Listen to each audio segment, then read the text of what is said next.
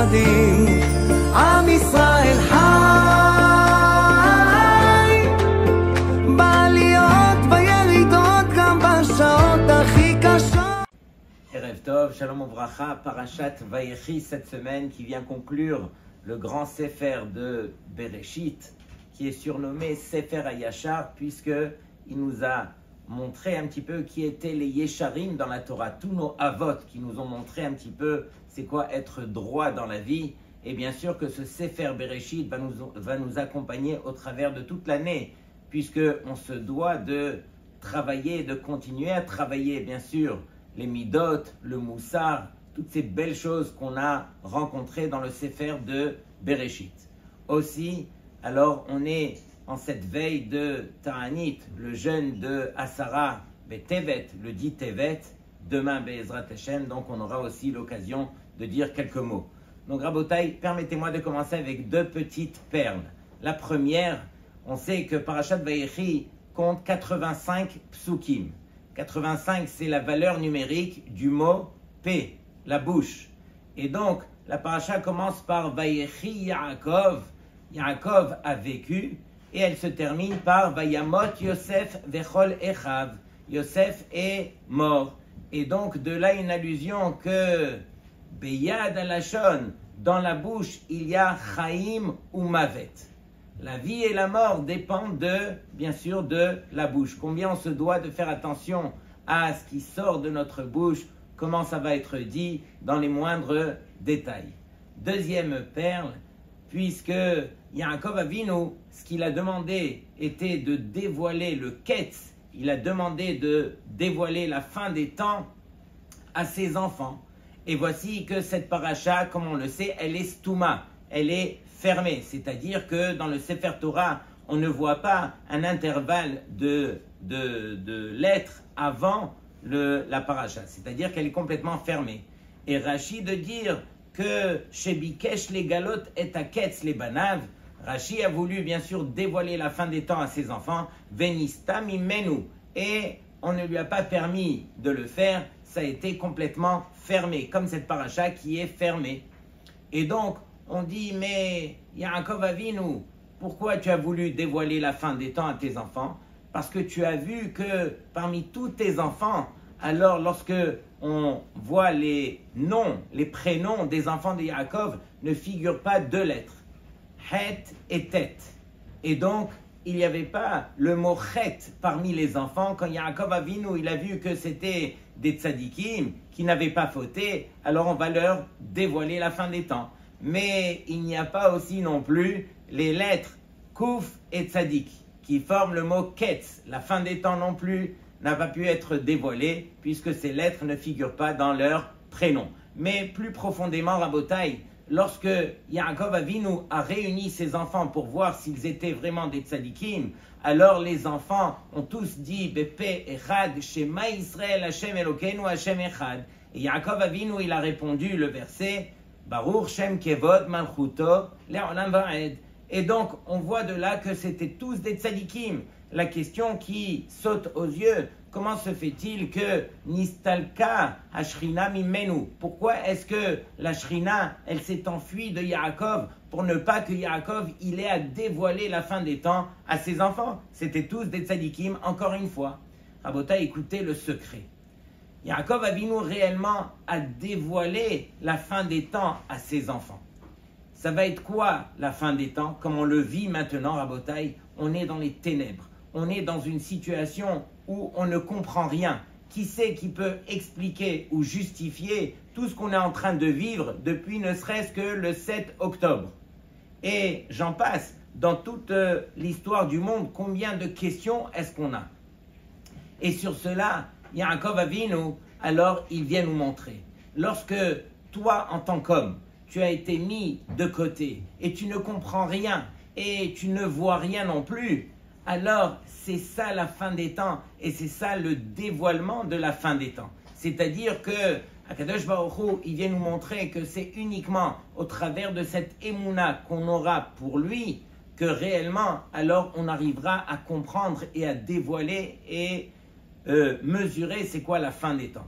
Donc la fin des temps, encore une fois, c'est justement comprendre qu'on ne voit rien, on ne comprend rien, mais on s'accroche à Hachem. C'est ça le schéma Israël que Yaakov Avinu il vient dévoiler. Et j'ai vu un autre petit secret.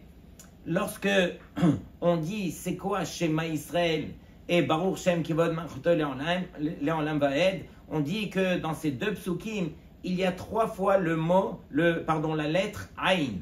Aïn qui, bien sûr, est l'œil.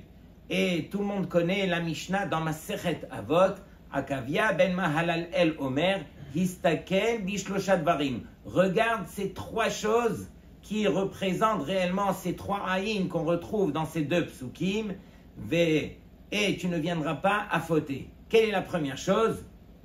Da me'ain bata. Sache d'où tu viens.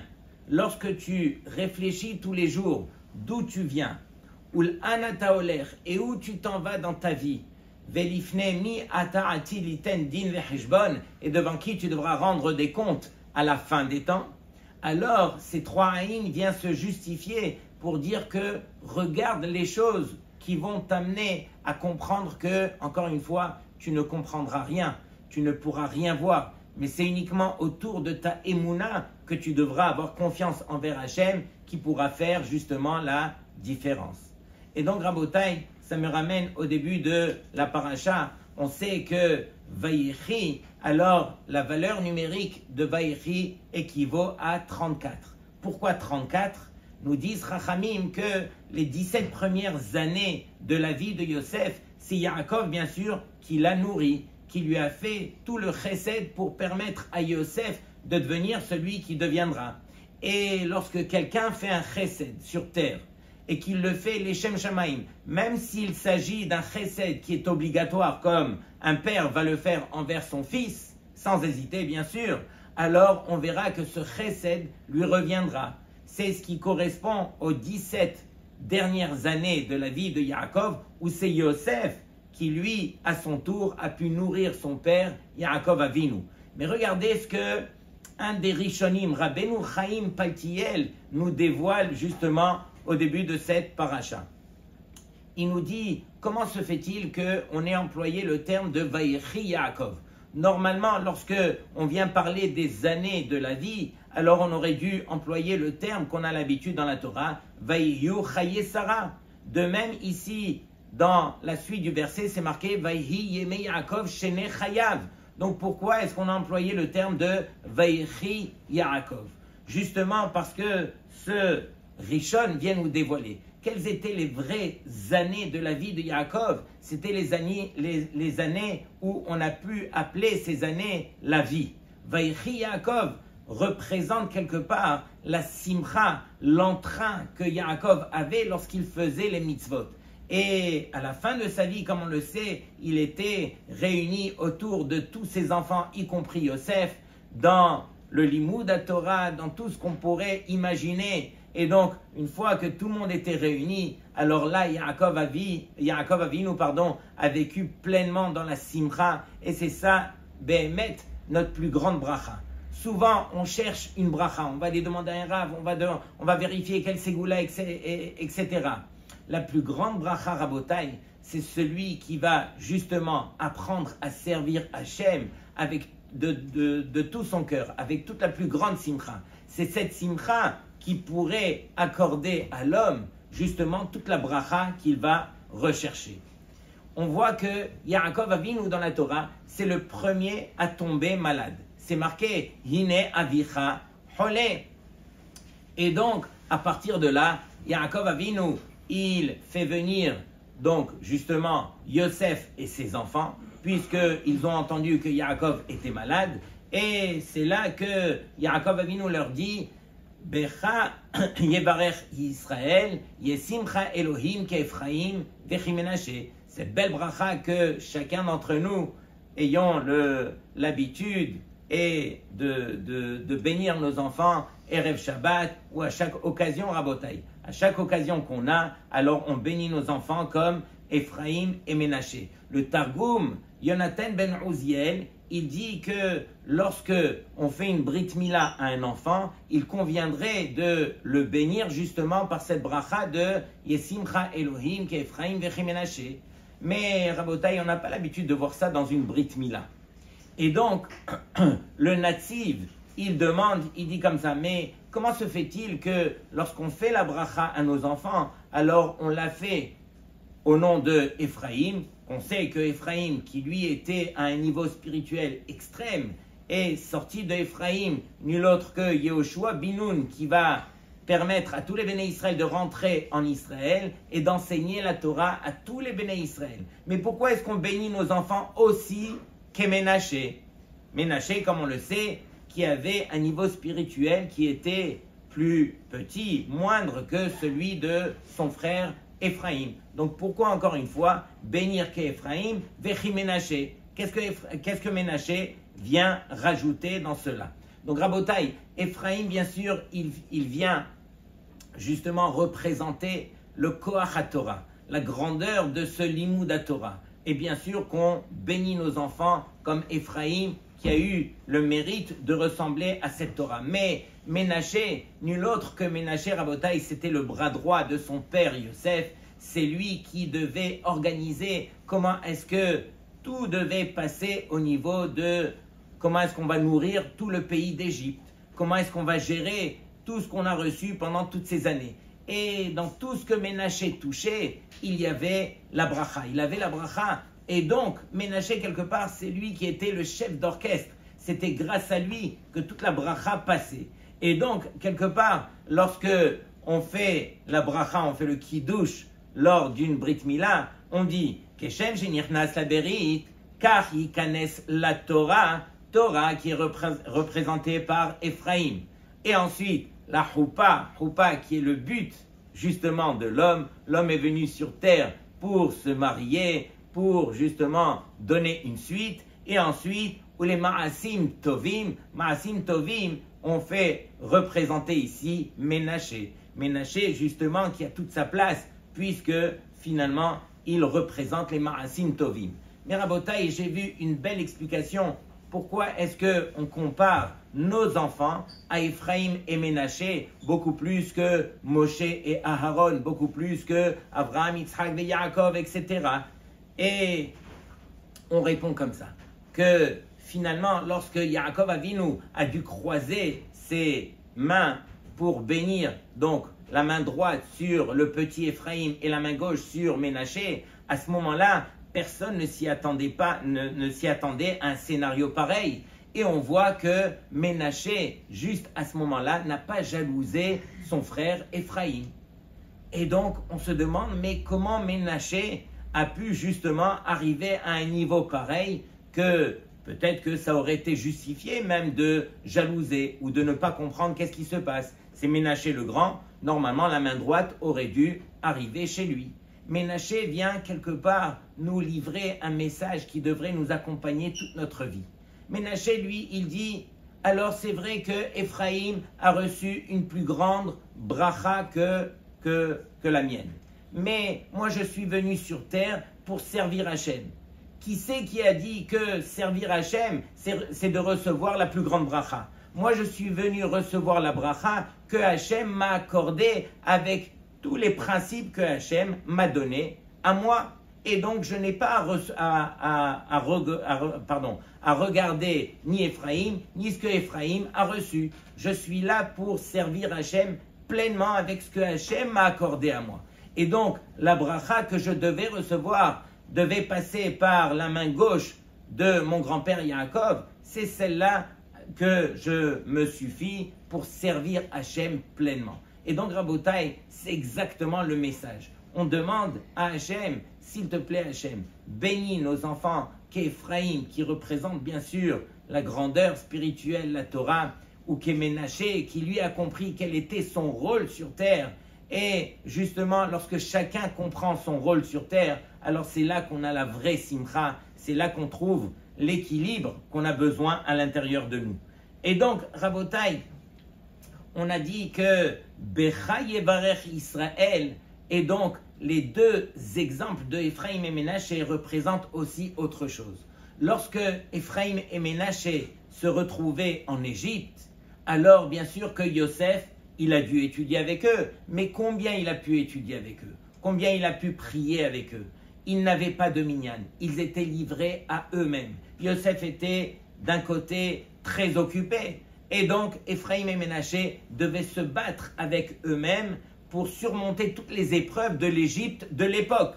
Et Ephraim et Ménaché sont restés téhorim, sont restés tahor comme il se doit. Et donc grâce à leur amal, à leur labeur, pour essayer vraiment de servir Hachem, ils ont surmonté toutes les épreuves.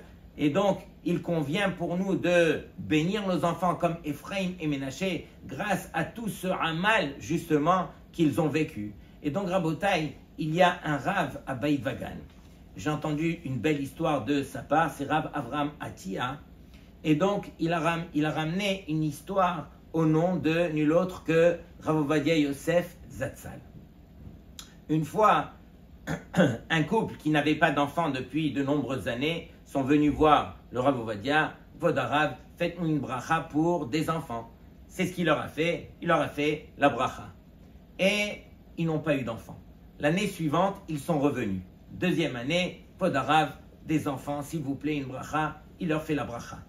Toujours pas d'enfants. Troisième année, Vodarav, une bracha. Quatrième année, là, ils arrivent tous les deux et ils se mettent à pleurer devant le Rav. Vodarav, on est venu vous demander la bracha, mais là, on ne quitte pas votre bureau tant qu'on n'a pas obtenu votre promesse qu'on aura des enfants. Et donc, Rav Ovadia Yosef, il dit, mais moi, une promesse, comment est-ce que je peux me mettre à la place d'Hachem pour vous promettre une chose pareille? Mais ils ont tellement pleuré devant lui qu'il s'est mis à pleurer avec eux. Et là, il appelle son shamash et il lui dit, va me chercher un chelek du Yabia Omer. Et donc, le shamash, il va chercher le chelek tête, le 9e chelek du Yabia Omer. Et là, on entend le Rav en train de se tourner vers Hachem et il dit à Hachem, Hachem Yitbarach, il n'y a que toi qui sais Béhémet combien de amal, combien de labeur, combien d'efforts, combien de nuits je n'ai pas dormi justement pour écrire ce livre. Et donc, s'il te plaît, Akadosh Baruch Hu, pour tout ce amal, pour tout ce labeur que j'ai eu pour ta Torah, alors j'aimerais être makdish, j'aimerais réserver tout ce amal justement pour ce couple.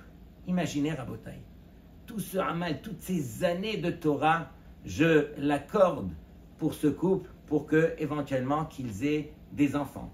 La même année, Rabotai, ils ont eu un enfant et l'histoire nous raconte que ils ont eu plusieurs enfants. En tout, ils ont eu 9 enfants comme le chelek tête du Yabia Omer. Et donc, Rabotai, c'est ça notre bracha. Notre bracha, c'est le amal à Torah qu'on est prêt à mettre et à investir. Il n'y a pas d'autre chose, Rabotai. Celui qui veut goûter à la vraie vie, celui qui veut toutes les brachot d'Hachem, c'est uniquement au travers du amal qui pourra la voir. On dit que le Khatam Sofer, qui était le grand de sa génération, on dit qu'il n'était pas uniquement dans sa génération, dans plusieurs générations à venir, le grand était le Khatam Sofer. On lui a demandé, Vodarav, comment vous avez mérité un niveau pareil? Il leur a dit, à chaque fois que j'étudiais, alors je restais ne serait-ce que 5 minutes après le Seder, justement parce que j'avais envie de vouloir terminer et de bien comprendre. Et il dit, Nidmeli, il me semble que à chaque fois que j'avais une incompréhension, à chaque fois que j'avais une grande kushia, alors la réponse me venait dans ces 5 minutes que je restais, je persistais après le Seder. Et donc, c'est comme ça qu'il est devenu le grand qu'il est devenu. On raconte une fois, il y avait une femme qui est nifteret il n'y a pas longtemps en Eretz Israël. Elle avait 14 enfants. Et son mari, quand elle est nifteret, il a raconté que ces 14 enfants sont devenus tous des gdolé Torah. Et donc le mari a raconté que avant que chaque enfant rentre dans le Talmud Torah pour étudier les premières dapines de Gemara, dès que cet enfant il allait rentrer le lendemain au Talmud Torah, alors elle se mettait devant l'enfant qui dormait la nuit et elle lisait tout le livre de Tehillim. Et elle suppliait Hachem, s'il te plaît Hachem, fais que mon enfant, alors il aime ta Torah, il comprend ta Torah, il vit ta Torah. Et chacun de ses enfants sont devenus des Gdolim. On rencontre une autre maman qui, elle, priait pour ses enfants. Et lorsque elle se mettait à côté d'eux la nuit, elle pleurait. Et elle prenait ses larmes et elle les mettait sur le front de ses enfants. Et on raconte que ces enfants sont devenus des lumières en Torah. À Botaï, on n'a pas idée. Le amal, l'effort qu'on va faire, que ça soit dans la tfila, que ça soit dans la Torah, combien c'est ça ce qui permet à l'homme de grandir. On raconte plus que cela. On dit que Vaitrazek Israël Vayeshev Alamita. Yaakov Avinu, alors lorsqu'il est venu pour bénir donc ses petits-enfants Ephraïm et Ménaché et même Yosef, alors il s'est renforcé pour s'asseoir sur le lit.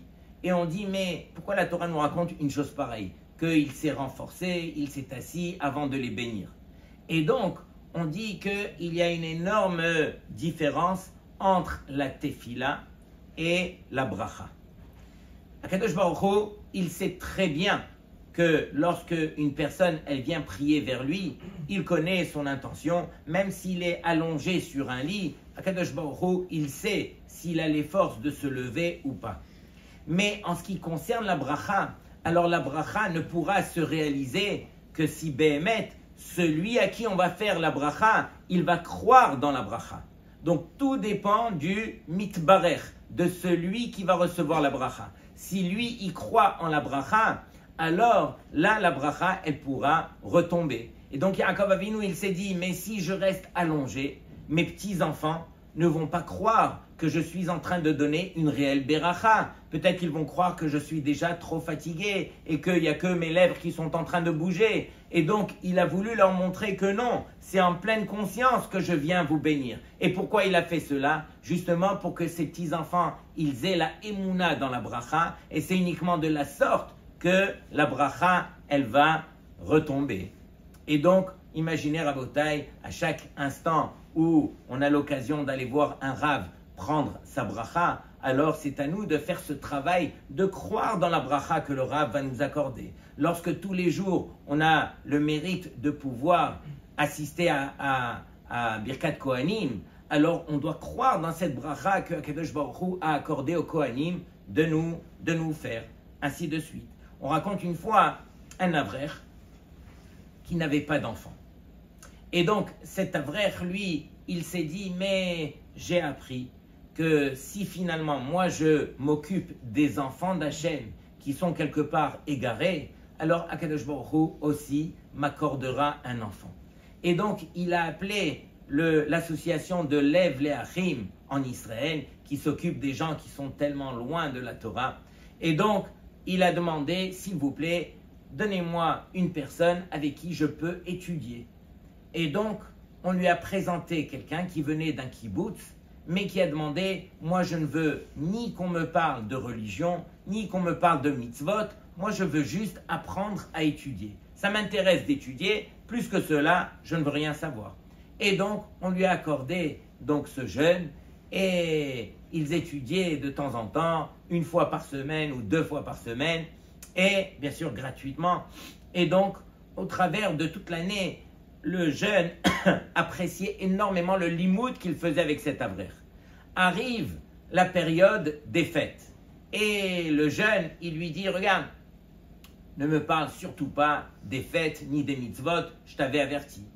Et donc, on arrive, on passe Rosh Hashanah, Kippour, Sukkot, rien du tout.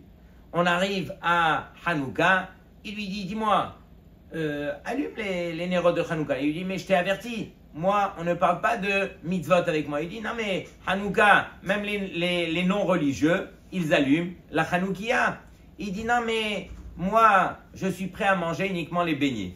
Allumer la Hanoukia, ça ne m'intéresse pas. Et donc, ils ont traversé toute l'année jusqu'à l'année suivante. L'année suivante arrive Rosh Hashanah encore une fois, et là arrive Kippour. Et il lui dit, regarde, l'avrer lui dit, j'aimerais que tu me fasses une tova, un cadeau. Tu sais que moi, je n'ai pas d'enfant. Et la vérité, ma femme, elle souffre énormément. regarde, je sais que je ne dois pas te parler des mitzvot, mais à Kippour, combien il y a de mitzvot? Je te demande une chose, réfléchis, si tu as envie de jeûner à Yom Kippour pour justement me permettre d'avoir des enfants. Peut-être que par ce mérite, j'aurai des enfants.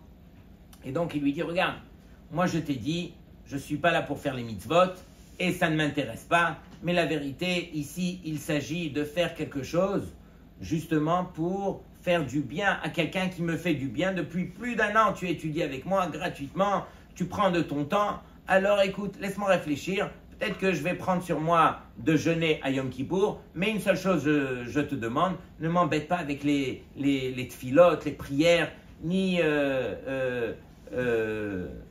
aucune des tfilotes. Et donc, ni la neila, ni quoi que ce soit. Et donc, en fin de compte, il le rappelle et il lui dit, regarde, je vais jeûner. Et voilà, on ne sait jamais. Et donc, il a jeûné le jour de Yom Kippour au complet, n'a rien fait à part cela. Et la vraie raconte qu'un mois après, sa femme tombe enceinte. Et pourquoi Rabotai? Justement parce que cet Avrer, il avait la émouna que ce jeûne-là, en faisant le jeûne de Yom Kippour, alors ça lui accorderait une telle bracha. Encore une fois, la bracha dépend de celui qui va y croire. Plus tu y crois, et plus justement, alors cette bracha pourra t'appartenir. Et donc, Rabotai, il faut réaliser que demain, Be'ezrat Hashem, alors on aura l'occasion de faire le jeûne, sûrement le jeûne le plus grave, le plus important de tous les jeûnes. Pourquoi? Parce que Asara B'Tevet, comme on le sait, c'est le seul jeûne que lorsqu'il tombe un vendredi comme demain, alors on devra le respecter. Il n'y a aucun jeûne qui tombe le vendredi. Et pourquoi? Parce qu'on ne peut pas, justement, arriver Shabbat dans le jeûne. Ça enlève du Kvod Shabbat, du Oneg Shabbat, puisqu'il y en a qui prennent même sur eux de prier Mukdam, de prier un peu plus tôt, et de prendre sur eux le Shabbat plus tôt. Là, demain, à cause du jeûne, on ne pourra pas faire une chose pareille. On sera obligé de terminer le jeûne à Tzet HaKochavim et quelque part d'empiéter sur le Shabbat pour rentrer à la maison, faire le Kiddush. Et le Abu Dharam, un des grands Rishonim, nous dévoile que si ce jeûne tombait Shabbat, on aurait dû jeûner Shabbat. Et donc, bien sûr que selon les règles du calendrier, ce jeûne ne tombe jamais un Shabbat. Mais pour montrer un petit peu la gravité. Et donc, il dévoile que dans le livre de Yecheskel, alors il est écrit au sujet de ce jeûne les mêmes termes qu'on retrouve par rapport au jeûne de Yom Kippour. Be'etzem hayom hazeh. En ce jour-là, du fait que la Torah s'est prononcée en ce jour-là, donc on voit que ce jour est des plus graves et c'est la raison pour laquelle on se devra de jeûner même lorsqu'il tombe un vendredi. Et Rabotai, qu'est-ce qu'il y a d'aussi grave? Vous savez que Asara B'Tevet, c'est quoi? Nebuchadnezzar, avec son armée, a entouré Jérusalem et justement, ce siège a duré pendant 2 ans et demi. Mais pendant 2 ans et demi, qu'est-ce qu'ils faisaient les Béné Israël dans Jérusalem? Ils continuaient à jouer leur guitare, ils continuaient à vivre leur vie. Et donc pourquoi est-ce qu'on accorde autant d'importance à ce jeûne de Asara B'Tevet? Rabotai, écoutez, le secret de ce jeûne, c'est que finalement, Lo machnisim et ha'oyev penima, qui veut dire que Akadosh Baruch Hu, il nous demande, ne laisse pas, ne permets pas à ton ennemi de rentrer à l'intérieur de chez toi. Sous-entendu que, automatiquement, lorsque Nebuchadnezzar avec son armée, ils ont fait le siège autour de Jérusalem, la guerre était déjà terminée. Tout allait s'effondrer, comme on le sait. Par la suite, c'est exactement ce qui s'est passé. De même, nous aussi, Rabotai. Tout ce jeûne, il vient encore une fois nous rappeler à l'ordre, il vient nous parler à chacun d'entre nous. Qui est notre ennemi juré? C'est le Yetzer Hara. Le Yetzer Hara, tu ne pourras pas lui laisser une place penima à l'intérieur de toi. Il sera toujours la petach chatad-rovetz, il sera toujours à l'extérieur, au seuil de la porte. Ne laisse pas des brèches rentrer. Fais-toi une muraille et permets justement de garder cette muraille pour te protéger contre tout ce qui est à l'extérieur. Aussitôt que tu laisses le Yetzer Hara ne serait-ce que siéger autour de toi, alors déjà, tu as perdu la guerre. Et donc, Rabotai, quelque part, ce jeûne, on se doit de faire Teshuvah. Pourquoi? Parce que lorsque les frères Yosef et Binyamin, les frères de la même mère, se sont rencontrés, alors directement, chacun a pleuré. Et chacun, il a pleuré sur les Baté Mikdashot de Binyamin qui allait être détruit. Et sur le Mishkan Shilo de Yosef qui sera détruit. Et pourquoi chacun a pleuré sur cela? Ils avaient tellement d'autres choses à partager. Ils ne se sont pas vus depuis toutes ces années. Binyamin aurait dû demander à Yosef, mais raconte-moi comment tu as surmonté toutes ces épreuves. Raconte-moi comment tu es devenu le vice-roi de toute l'Égypte. Combien de questions ils auraient pu partager encore une fois. Mais la seule chose qu'ils ont trouvé à faire était quelque part de pleurer sur le Beth Amikdash. Parce que le Beth Amikdash, comme on le sait, il reflète justement tous les malheurs que les frères ont vécus. Yosef et Binyamin, lorsqu'ils se sont vus, ils ont réalisé que si on a été séparés autant d'années, c'est parce que réellement il y avait Sinat Rinam, il y avait la haine des frères contre Yosef, qui ont fini par le vendre. Mais si on a été séparés, justement, c'est à cause de cette haine. Quelque part, cette haine, elle est reflétée justement dans la destruction du Beth Amikdash, comme on le sait, que le Beth Amikdash a été détruit justement à cause de Sinat Rinam. Et donc, lorsqu'ils se sont rapprochés, les deux frères, ils ont voulu montrer que moi, je vais penser à la destruction qu'il y aura sur ta parcelle de terre, et toi, tu penseras à la mienne. C'était justement pour faire la réparation qui est Ahavat Rinam, qui est apprendre à se tourner vers son prochain, apprendre à réaliser déjà qu'on n'est pas tout seul, qu'il y a des prochains et qu'on se doit de se tourner vers l'autre et d'apprendre à aimer l'autre comme l'autre a besoin qu'on l'aime.